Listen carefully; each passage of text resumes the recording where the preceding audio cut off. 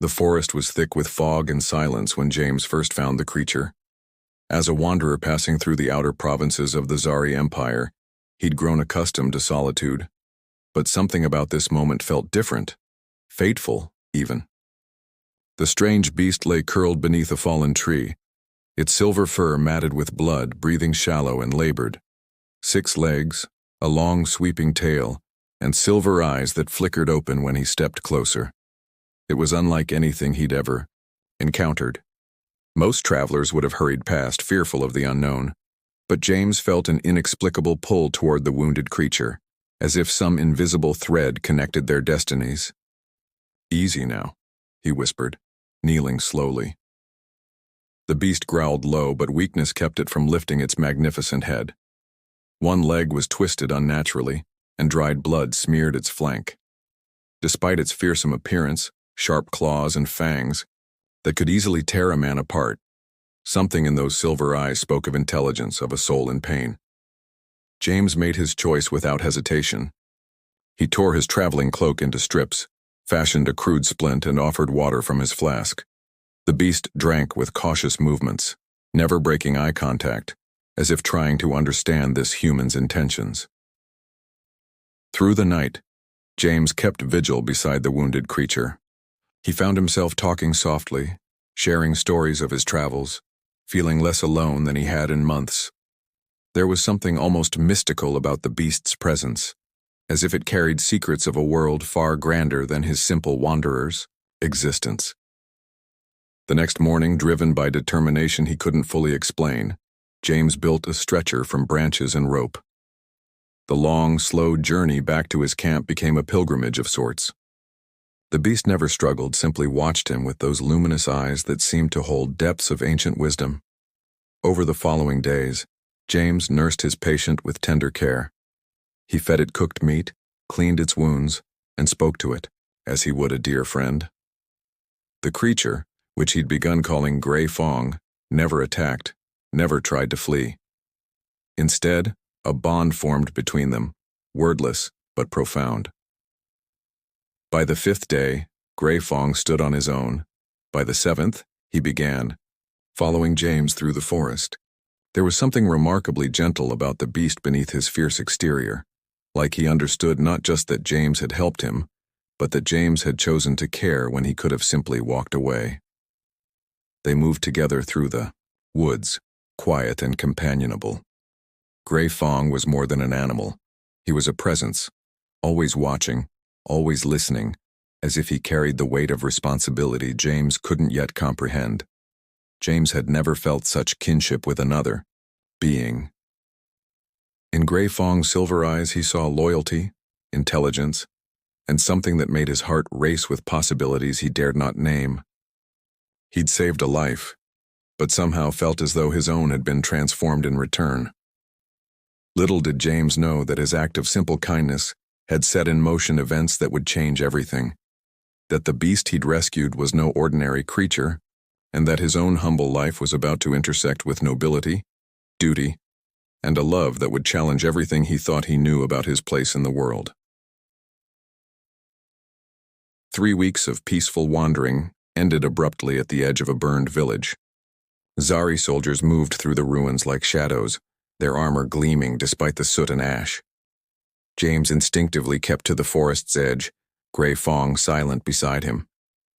He'd learned to avoid imperial entanglements. A wanderer's life depended on invisibility. But Grey Fong suddenly let out a sharp, piercing cry that echoed through the devastation. 3 soldiers turned as one, their eyes widening in recognition before dropping to one knee in reverence. James's blood ran cold. "They are here." One soldier spoke urgently into his communicator. "We found the Baroness's companion." "The what?" James whispered, confusion washing over him like ice water. The lead soldier approached carefully as if Grey Fong might vanish like morning mist. "Forgive us, human. You are in possession of the Baroness's bonded guardian, her sacred protector." James looked at Grey Fong, who remained calm beside him, silver eyes reflecting an intelligence that suddenly seemed far more significant. A bonded guardian. The words carried weight he was only beginning to understand. Then she arrived. The sleek, black craft descended from the sky like a falling star, silent and graceful. When the Baroness stepped out, James felt his breath catch in his throat. She was tall and regal, dressed in armor that shimmered like captured starlight. Her violet eyes were piercing, ancient with wisdom, and her silver hair flowed like liquid moonlight. She was the most beautiful woman he'd ever seen, and she was clearly from a world so far above his own that he might as well have been an insect. When her gaze fell upon Grey Fong, her composure cracked. She ran to the beast and dropped to her knees, wrapping her arms around his neck. She spoke in her native tongue, her voice shaking with emotion James recognized. The relief of finding something precious thought lost forever. Grey Fong pressed into her touch, letting out a soft, contented sound. The love between them was obvious, deep, and James felt a strange pang of something he refused to name as jealousy. Then she turned to him, and James prepared for punishment. This was her territory, her creature, and he was nobody. A wanderer who'd unknowingly interfered with matters far beyond his station. "You saved him," she said softly, and her voice was like music. James nodded, finding his voice. "I found him, injured. I did what I could." She stood slowly, studying him with those remarkable violet eyes. "Do you know what he is?" "No, my lady. I saw a creature in pain, nothing more." Her expression remained unreadable, but something flickered in her eyes. Surprise, perhaps, or something deeper. "He is a bonded guardian, a sacred creature chosen at birth to protect the ruling line. He has served me since I was a child. When he disappeared, we believed him dead." The weight of what he'd stumbled into settled on James's shoulders. He'd been caring for nobility's most precious possession, and he hadn't even known it. "You acted without knowing," she continued, stepping closer. "You helped without expectation of reward. Most would have left him to die or tried to claim him for profit. You did neither." Her proximity made his heart race. She smelled like starlight and winter air, and when she spoke, he found himself hanging on every word. "There is something rare in that," she said quietly. "Something valuable." James shrugged, trying to appear unaffected by her closeness, though his pulse thundered in his ears. "I don't think kindness should be rare, my lady." Baroness Kira smiled faintly, and the expression transformed her face from coldly beautiful to breathtakingly radiant. "Neither do I, but it often is." She walked closer, and James caught the subtle scent of her perfume, something exotic and intoxicating. "Tell me, what is your name?" "James, my lady. Just James." "Just James," she repeated, as if tasting the words. "I am Baroness Kira of the Zari High House, and you have earned something few can claim, my gratitude." She reached into her belt and withdrew a small insignia, its surface gleaming with embedded crystals. "Take this. It marks you as a friend of the Baroness. It will protect you in our lands and grant you safe passage through the Empire." James accepted it cautiously, the metal warm against his palm. "Thank you, my lady. But I seek no reward for doing what was right." Her violet eyes studied him with new intensity, and he felt exposed, as if she could see straight through to his soul. "That," she said quietly, "is precisely why you deserve one." She turned to Grey Fong, who had been watching their exchange with those intelligent silver eyes. "He has chosen you," she said suddenly. "Chosen me." James blinked in confusion. These creatures bond for life. Once they choose, the connection cannot be broken. Her voice carried a note of something, sadness, perhaps, or longing. "He will not leave you unless commanded, but I will not command him. He is free to stay with you or return with me. The choice is his." James felt the world shift beneath his feet. Grey Fong stepped forward and pressed his great head gently against James's leg, the gesture unmistakably affectionate and final. Baroness Kira laughed softly, though James caught a tremor in the sound. "Well then, I suppose the matter is settled."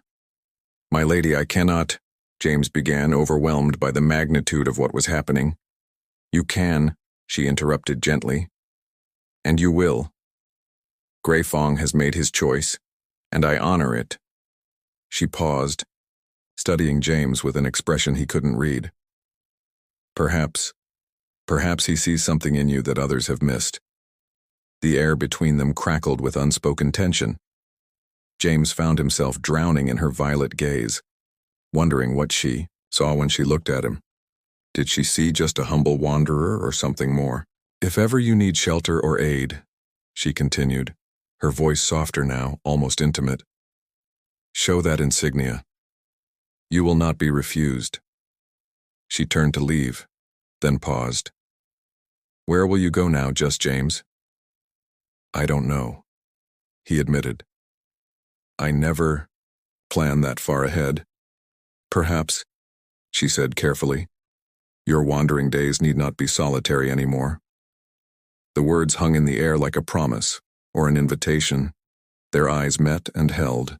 In that moment, James saw not the untouchable Baroness, but a woman who understood loneliness, who recognized in him a kindred spirit despite the vast differences in their stations.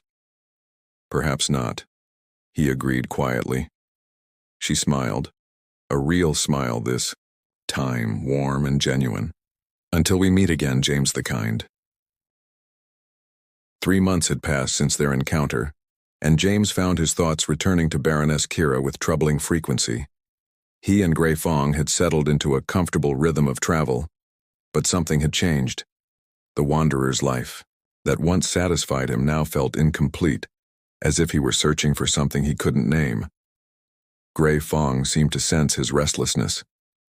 The Guardian would often gaze in the direction of the Zari capital, silver eyes reflecting a longing that mirrored James's own hidden desires. They were camped beside a mountain stream when the sleek black craft appeared again, descending like a dark angel against the sunset sky. James's heart raced as the familiar figure emerged, but something was different. Gone was the regal composure. Baroness Kira looked tired, almost fragile. James, she called, her voice carrying relief and something deeper. I hoped I would find you. Grey Fong bounded to her immediately, but her attention remained fixed on James. My lady, he said, rising from beside the fire. What brings you so far from the capital? She approached slowly, and he could see exhaustion in the lines around her violet eyes. I have a proposition, she said, then paused, seeming to struggle with her words. My court, they question my judgment regarding Grey Fong. They believe a bonded guardian belongs with his Baroness, not wandering with a... She trailed off. A nobody, James finished quietly. A good man, she corrected firmly. But they don't understand what I've come to realize. She stepped closer, close enough that he could see golden flecks in her violet eyes. I cannot command his return, but I can offer an alternative. James waited, hardly daring to breathe.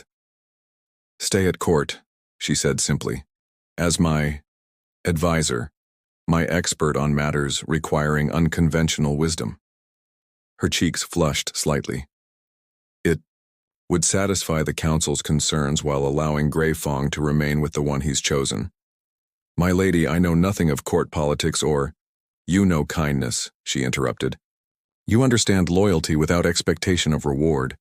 You see creatures and people for what they truly are, not what they can provide. Her voice dropped to barely above a whisper. Do you have any idea how rare that is in my world? James found himself drowning in her gaze. What are you really asking me? She took a breath, and for a moment the powerful Baroness disappeared, replaced by a woman who looked vulnerable and hopeful. I'm asking you to consider that perhaps your wandering brought you to exactly where you were meant to be. The implications hung between them like starlight. Grey Fong settled beside the fire, watching them both with what James could swear was amusement. The court would never accept, James began. The court will adapt, Kira said with sudden steel in her voice. I am Baroness of the Zari High House. My word is law. She softened again. But more than that, James. I find that I sleep poorly since we parted. I find myself wondering what wisdom you might offer on matters both great and small. I find myself. She paused, vulnerability flickering across her features. Lonely. The admission hung in the air between them, honest and raw. You barely know me, James said softly. I know enough, she replied. I know you saved something precious to me without thought of reward. I know you speak truth even when it might cost you. I know that in 3 months I haven't stopped thinking about the wanderer who showed me that kindness still exists in this galaxy. James felt something fundamental shift in his chest. And if I said yes? What then? Her smile was radiant. Then we discover what happens when a wanderer finds his home. The Zari Palace was more magnificent than James had ever imagined, with crystalline spires that caught starlight and halls that seemed to stretch into infinity. But for all its grandeur, it was Kira's private chambers where he felt most at peace. A space she'd designed to feel like a forest glade, complete with living trees and a stream that flowed through the floor. The court is adapting, Kira said, with amusement, joining him on the balcony that overlooked the capital city. 3 weeks had passed since his arrival, and the initial shock of the nobility had given way to grudging acceptance. Lord Vex actually complimented your suggestion about the trade negotiations yesterday. James chuckled. He looked like he'd swallowed something bitter when he said it. That's just his natural expression, she replied, moving to stand beside him. The evening air carried the scent of her perfume, and James found himself hyper-aware of her proximity. You've impressed them, you know. Your unconventional perspective has resolved 3 disputes that had been festering for months. I just apply common sense, James said, something that seems to be in short supply among nobility. Present, company excluded, I hope, Kira said with mock offense. James turned to face her fully, drinking in the sight of her silver hair catching the moonlight. You're different, he said softly. You actually care about your people, not just your power. Something shifted in her violet eyes. Is that why you stayed? Out of respect for my sense of duty? The question hung between them, loaded with unspoken meaning. James had been asking himself the same thing for weeks, though he knew the answer had little to do with duty and everything to do with the woman before him. No, he admitted quietly. I stayed because somewhere between finding Grey Fong and finding you, I discovered what I'd been wandering toward all these years. Kira's breath caught. James, I know I'm not what anyone would choose for you, he continued, the words spilling out before he could stop them. I have no title, no fortune, no noble bloodline. I'm just a man who knows how to be kind. Just a man, she repeated, stepping closer until they were mere inches apart. Do you know what I see when I look at you? He shook his head, afraid to hope. I see someone who saved my dearest companion without thought of reward. I see a man who speaks truth in a court full of flatterers. I see someone who makes me laugh, who challenges my assumptions, who makes me want to be better than I am. Her hand found his cheek, warm and soft. I see the man I've been waiting for my entire life without knowing it. James's heart stopped. Kira, I love you, she whispered, the words carrying the weight of stars. Not because you're convenient or politically advantageous, or because Grey Fong chose you. I love you because you're good and kind and real in a way that no one else in my world has ever been. James cupped her face in his hands, marveling at her beauty, at the impossible reality of this moment. I love you too, he breathed. So much it terrifies me. When their lips met, it was like coming home. The kiss was gentle at first, tentative, then deeper as they poured months of longing and uncertainty into the connection. When they finally broke apart, both were breathless. The court will talk, Kira said, though she made no move to step away from his embrace. Let them, James replied. I've spent my life caring too much about what others think. I won't let it cost me the most precious thing I've ever found. Grey Fong chose that moment to pad onto the balcony, silver eyes reflecting what could only be described as satisfaction. He settled beside them with a contented rumble, as if to say that his work here was done.